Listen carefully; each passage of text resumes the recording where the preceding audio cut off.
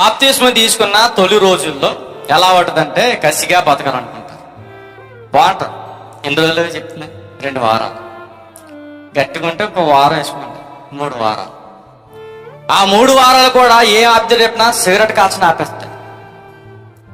ఒక రోజు అనుకుంటాడట, ఏమని ఒకసారి ట్రైల్ వేస్తే పోలే. ఎప్పుడైతే ట్రైల్ వేసాడో మరలేమవుద్ది, అలవాటు అయిపోద్ది. అంటే ఇప్పుడు ఆ సిగరెట్ కాల్చే టైంలో నువ్వు ఆల్రెడీ బాప్తిస్మా తీసేసుకున్న మాత్రం గుర్తుపెట్టుకో. నువ్వు ఆల్రెడీ బాప్తిస్మా తీసేసుకున్న తర్వాత నువ్వు స్మోకింగ్ చేస్తూ ఉన్నప్పుడు దేవుడు రాకడ వచ్చేది, నీ పరిస్థితి ఏంటి? ఎక్కడికి వెళ్ళిపోతావు? అంటే స్మోకింగ్ అనేది కూడా ఏంటి అనుకున్నారు? పాపం. త్రాగడం అనేది కూడా పాపం. వ్యభిచారం చేయడం కూడా పాపం.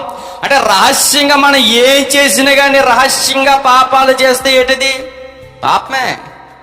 అంటే రహస్యంగా మన పాపాలు చేస్తున్న టైంలో ఇప్పుడు సడన్ గా ప్రభు రాకడ వచ్చేసింది అనుకోండి, ఏమైపోతాం?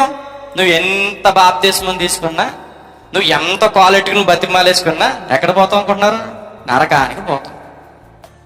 అంటే మన పాపం చేసే ఆలోచన వచ్చే సమయానికి ఆ పాపానికి ఫుల్ స్టాప్ పెట్టేయాలి. ఇప్పుడు ఈ నూతన సంవత్సరం మనం ఏం చేయాలంటే యెహోవా కొరకు ఎదురు చూడాలి.